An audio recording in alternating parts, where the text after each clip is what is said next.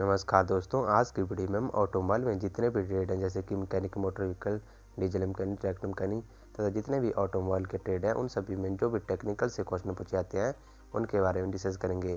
ये जो क्वेश्चन हम डिस्कस करेंगे प्रीवियस ईयर में पूछे गए क्वेश्चन है जो कि आपके इसरो, DRDO, BRO तथा जितने भी टेक्निकल एग्जाम हैं उनके लिए इंपॉर्टेंट होने वाले हैं।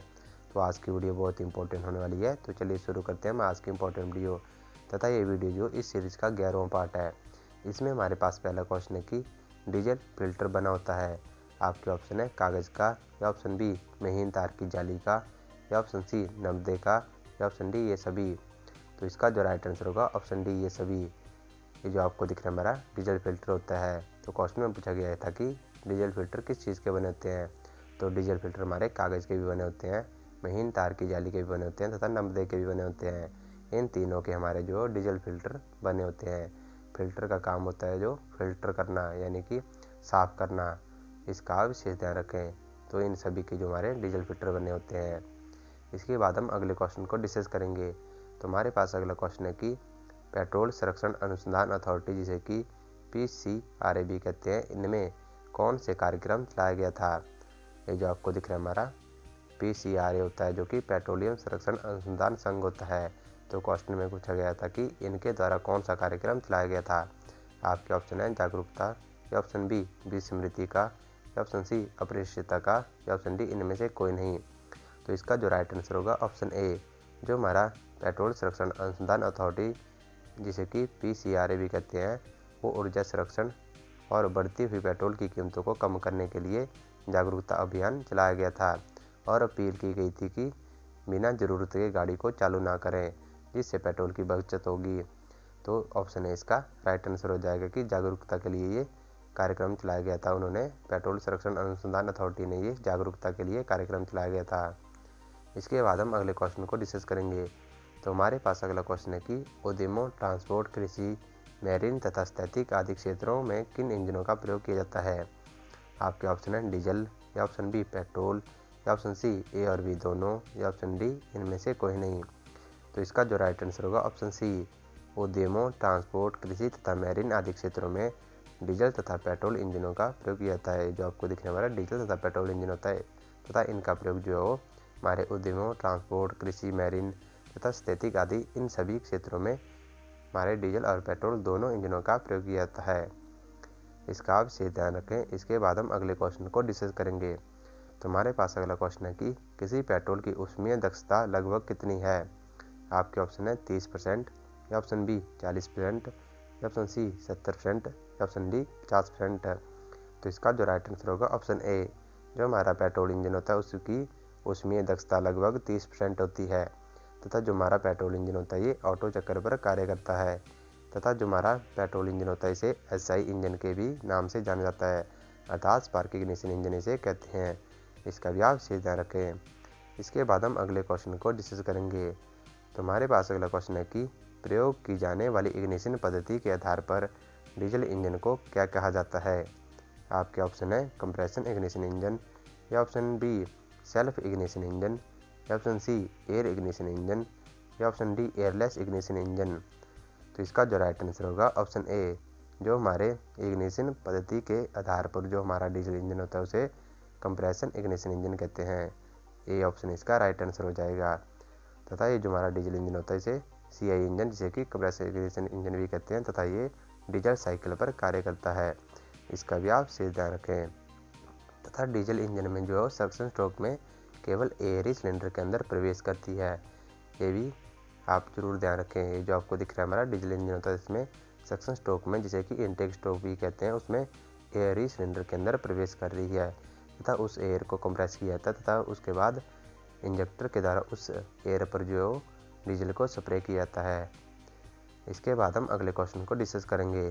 जो हमारा पेट्रोल इंजन होता है उसकी तुलना में डीजल इंजन क्या होता है। आपके ऑप्शन है सस्ता ईंधन प्रयोग होता है, या ऑप्शन बी थर्मल कार्यकुशलता अधिक होती है, या ऑप्शन सी भारी होता है, या ऑप्शन डी उपरोक्त सभी। तो इसका जो राइट आंसर होगा ऑप्शन डी, जो हमारा पेट्रोल इंजन की तुलना में डीजल इंजन सस्ता ईंधन प्रयोग होता है तथा डीजल इंजन में थर्मल कार्यकुशलता भी अधिक होती है तथा हमारे डीजल इंजन भारी भी होते हैं तथा ये सभी जो हमारे डीजल इंजन में होता है।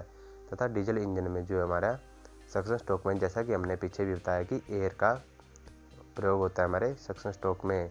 सक्शन स्ट्रोक में एयर ही सिलेंडर के अंदर प्रवेश करती है। इसका भी आप शुद्ध ध्यान रखें। तथा जो इंजेक्टर का इसमें प्रयोग किया जाता है।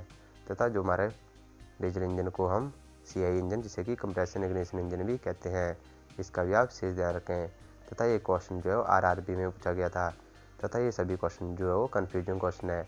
तो आप क्वेश्चन को ध्यान से पढ़ें, फिर ही उसका आंसर दें।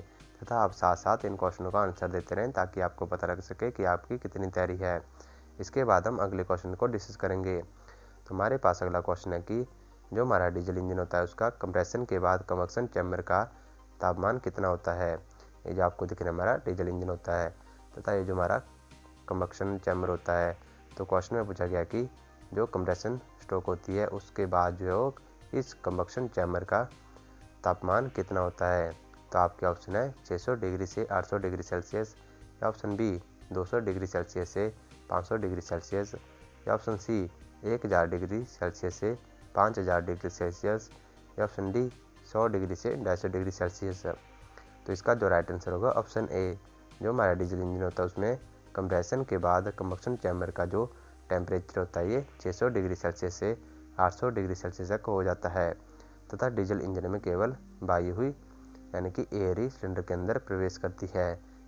इसका भी आप विशेष ध्यान रखें। तथा हमने ये पहले भी आपको बता दिया था कि इससे क्वेश्चन पूछा जाता है।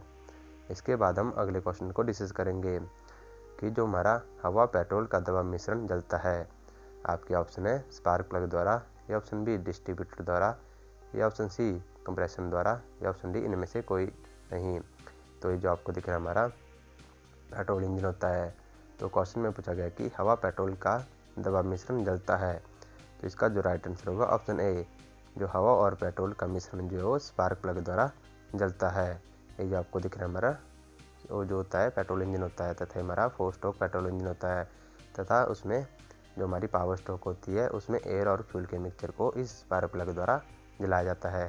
तथा हमारा पेट्रोल इंजन में जो सक्शन स्ट्रोक होती है उसमें एयर और फ्यूल का मिक्सचर सिलेंडर के अंदर प्रवेश करता है। इसका भी आप से ध्यान रखें। तथा पेट्रोल इंजन को SI इंजन भी कहते हैं। SI का मतलब होता है स्पार्क इग्निशन इंजन। इसके बाद हमारे पास अगला क्वेश्चन है कि यदि एक 4 स्ट्रोक इंजन में 1200 RPM की गति से चल रहा है तो प्रति मिनट विस्फोटों की संख्या होगी। आपके ऑप्शन है 2300, या ऑप्शन बी 1200, या ऑप्शन सी 600, या ऑप्शन डी 200। तो इसका जो राइट आंसर होगा ऑप्शन सी। जब हमारा 4 स्ट्रोक इंजन 1200 RPM की गति से चल रहा होगा तो हमारे विस्फोटों की संख्या होगी 600 की। अब हम इस क्वेश्चन को एक एग्जाम्पल से समझेंगे। कि आपको पता है कि 4 स्ट्रोक इंजन में हमारी जो क्रैंक शाफ्ट होती है ये 2 चक्रों में इसमें एक पावर स्ट्रोक मिलती है, अर्थात क्रैंक शाफ्ट के 2 चक्रों में एक पावर स्ट्रोक मिलती है। तो अगर हमारी क्रैंक शाफ्ट 1200 RPM पर रोटेट कर रही है तो हमारे पावर स्ट्रोकों की संख्या कितनी होगी, तो होगी हमारी 600। अब तो आप इस क्वेश्चन के बारे में समझ गए होंगे। इसके बाद हम अगले क्वेश्चन को डिस्कस करेंगे। तो हमारे पास अगला क्वेश्चन है कि पावर स्ट्रोक में पिस्टन चलता है। आपके ऑप्शन है पहले आउट और फिर इनर की ओर, या ऑप्शन बी पहले अंदर और फिर बाहर की ओर, या ऑप्शन सी बाहर से अंदर की ओर, या ऑप्शन डी अंदर से बाहर की ओर। ये जो आपको दिखने हमारी पावर स्ट्रोक होती है। तो क्वेश्चन में पूछा गया है कि पावर स्ट्रोक में पिस्टन किस तरफ चलता है। तो आपका जो राइट आंसर होगा ऑप्शन डी। जो हमारा पावर स्ट्रोक होता है उसमें पिस्टन अंदर से बाहर की ओर, यानी कि IDC जिसे कि इनर डेड सेंटर भी कहते हैं, उससे ODC यानी कि आउट डेड सेंटर की ओर चलता है, अर्थात अंदर से बाहर की ओर हमारा जो है पावर स्ट्रोक में पिस्टन चलता है। इसका भी आप से ध्यान रखें। तथा इस क्वेश्चन से रिलेटेड एक और क्वेश्चन बनता है कि जो हमारा पिस्टन होता है वो किस तरफ चलता है। तो ऑप्शन में लिखा होता है कि TDC से BDC की तरफ, या फिर BDC से TDC की तरफ। तो हमारा जो पावर स्ट्रोक में पिस्टन चलता है ये टॉप डेड सेंटर से बॉटम डेड सेंटर की तरफ चलता है। इसका भी आप से ध्यान रखें। तो क्वेश्चन जो है घुमा फिरा के कैसे भी आपसे पूछे जा सकते हैं। इसके बाद हम अगले क्वेश्चन को डिस्कस करेंगे। तो हमारे पास अगला क्वेश्चन है कि डीजल इंजन में चूषण में क्या होता है, यानी कि जो हमारा डीजल इंजन होता है उसमें सक्शन स्ट्रोक में क्या होता है। आपके ऑप्शन है केवल वायु, या ऑप्शन बी वायु और ईंधन का मिश्रण, या ऑप्शन सी केवल ईंधन, या ऑप्शन डी वायु और वाष्प। तो इसका जो राइट आंसर होगा ऑप्शन ए होगा। जो हमारा डीजल इंजन होता है उसमें सक्शन स्ट्रोक में केवल वायु ही सिलेंडर के अंदर प्रवेश करती है, यानी एयर ही सिलेंडर के अंदर प्रवेश करती है। तथा जो हमारा जो डीजल इंजन होता है उसमें इंजेक्टर द्वारा जो है वो उस एयर को जलाया जाता है, यानी कि इंजेक्टर हमारा उस दबी हुई एयर पर डीजल को स्प्रे करता है और हमारी जो एयर जल पड़ती है और हमारे पावर स्ट्रोक हमें मिल जाती है। इसके बाद हम अगले क्वेश्चन को डिस्कस करेंगे। तो अगला क्वेश्चन है कि जो हमारा किसी भी 4 स्ट्रोक इंजन में जो हमारा एक डीजल इंजेक्शन में इंजन के एक साइकिल में क्रैंकशाफ्ट कितने चक्कर लगाता है। तो हमने पहले भी डिस्कस किया था इस क्वेश्चन को कि जो हमारा 4 स्ट्रोक इंजन होता है ये एक डीजल इंजेक्शन में इंजन के एक साइकिल में क्रैंकशाफ्ट कितने चक्कर लगाती है। तो हमारा जो 4 स्ट्रोक इंजन होता है उसमें क्रैंकशाफ्ट के 2 चक्रों में हमें एक पावर स्ट्रोक मिलती है। तो इसका जो राइट आंसर हो गया ऑप्शन डी हो जाएगा। इसका आप विशेष ध्यान रखें, ये होगा हमारा डी कि हमारा जो 4 स्ट्रोक होता है उसमें क्रैंकशाफ्ट के 2 चक्कर लगते हैं तथा हमारा पिस्टन जो 4 बार ऊपर नीचे मूव करता है और हमारी क्रैंकशाफ्ट जो 2 बार ही घूमती है, जिससे हमें एक पावर स्ट्रोक मिल जाती है। तो इसका राइट आंसर ऑप्शन डी हो जाएगा। तो ये थी हमारी आज की इंपॉर्टेंट वीडियो। अब आपके लिए क्वेश्चन है कि जो हमारी कंप्रेशन स्ट्रोक होती है उसमें पिस्टन किस तरफ चलता है। इस क्वेश्चन का आप जो कमेंट बॉक्स में ज़रूर आंसर दें। तो ये थी हमारी आज की इंपॉर्टेंट वीडियो। अगर आपको वीडियो अच्छी लगी हो तो वीडियो को लाइक कमेंट शेयर जरूर करें तथा चैनल को भी सब्सक्राइब कर लें ताकि आपको ऐसे इंपॉर्टेंट वीडियो की जानकारी मिल सके। तो मिलते हैं जल्दी नए वीडियो के साथ, तब तक के लिए जय हिंद जय भारत।